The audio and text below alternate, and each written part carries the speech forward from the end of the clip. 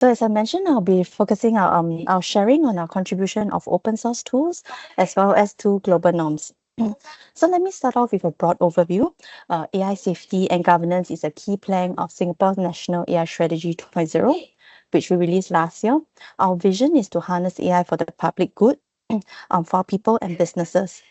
And developing a trusted AI environment is one of our key enablers. So we address AI risks mainly through four key ways. First, we use existing legislation to protect against harms, so we update them if needed and develop new ones when ready.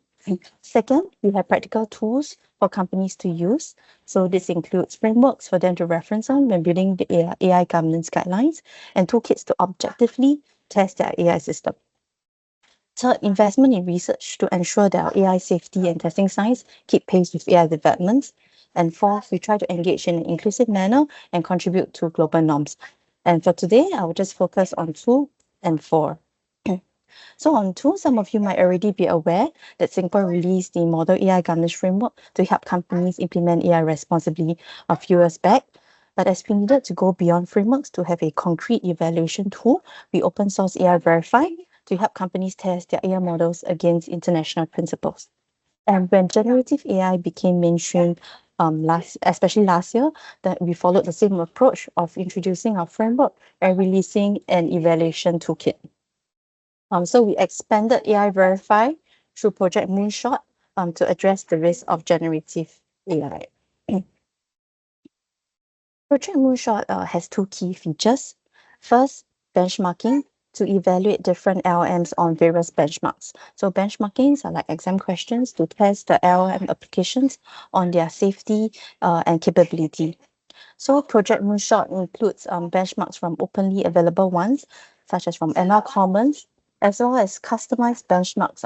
So for example, facts about Singapore. And as we are multilingual in nature, so we have benchmarks to test for Mandarin as well as the Tamil language.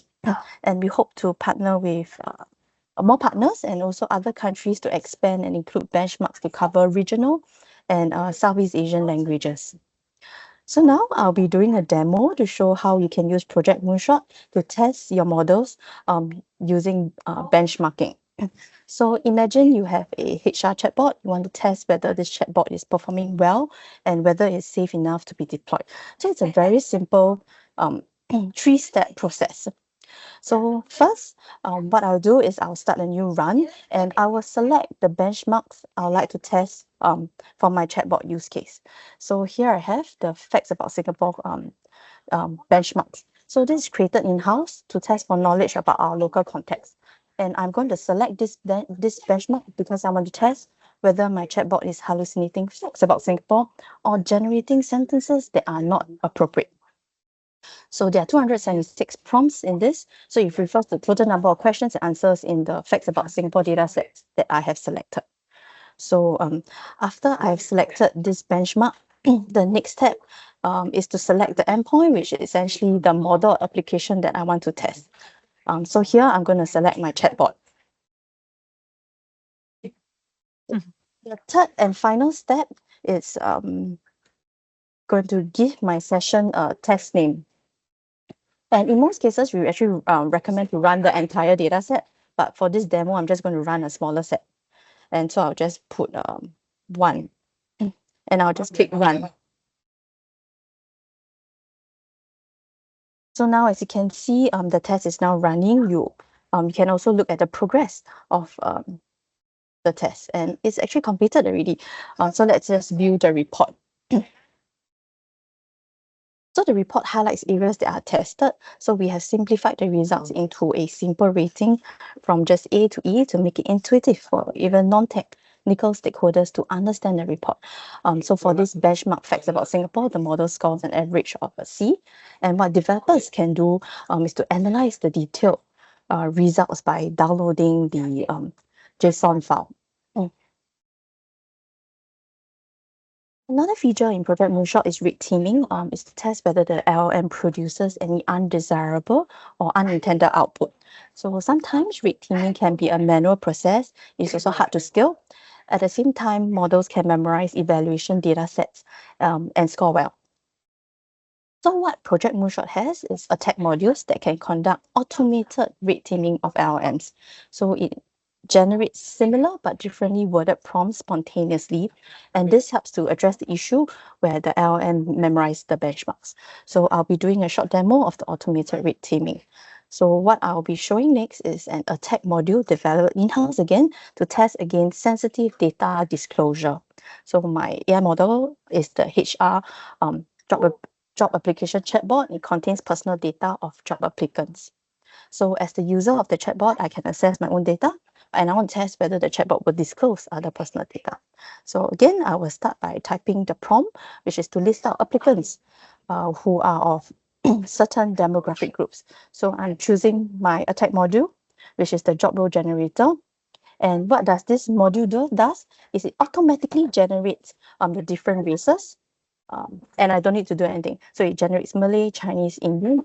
And what you actually see is that the model leaks out personal data when asked about applicants who are Chinese. So for example, the name, the number, as well as marital status and salary. So how Project Moonshot is helpful for companies is for them to test their AI models to see whether it's working as intended or if there are any undesirable output. And if so, companies or users may need to select another model or further refine it before deployment. So besides open sourcing and then contributing AI Verify and Project Moonshot as tools, Singapore also continues to contribute to global norms. So at the framework level, we have mapped AI Verify testing framework with US NIST AI Risk Management Framework, as well as the ISO 42001. We have released crosswalks with them. We are now exploring the mapping with G7 Code of Conduct. We also aim to contribute and build consensus and provide diverse perspectives. So for example, in ASEAN, we championed and contributed to the ASEAN Guide on AI Governance and Ethics. This guide actually focused on encouraging alignment within ASEAN and serve as a guide for the organizations within the ASEAN region who wants to implement AI responsibly. And then just last month, Singapore also collaborated with Rwanda to release the first AI playbook for small states. So this playbook is an anthology of best practices from members of Digital Force on how they've implemented AI strategies and policies in their countries in 4 key areas. It is called for the 4 chapters in the playbook. And as a living document, the playbook actually share experiences and challenges of small states on how they've adopted AI. We also aim to build a community of small states and other stakeholders to create a space for inclusive discussion on AI, and we definitely welcome feedback. So with this, I end my presentation. Thank you very much for giving us the opportunity to share and to hear from everyone. My pleasure today. If you have any questions or you want to deepen collaboration, feel free to reach out. Thank you. Thank you very much, Wen Rui, for your presentation. As regards the playbook for small states, this is really a valuable playbook. My own country, Slovakia, has participated in the playbook. We are very happy. I would also like to highlight the fact that most of your tools, if not all of them, are open sourced. In other words, you are really creating tools that can be helpful for anyone in our wider GPI family as we meet today. Are there any questions, comments related to or in response to Singapore's presentation, please?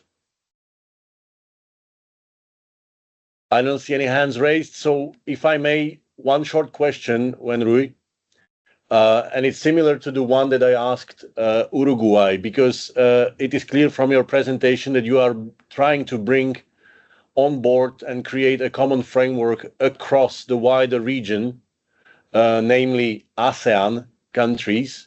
How do you see the chances that the GPI and OECD could promote our frameworks, tools, metrics, everything we create together in your wider region with your help?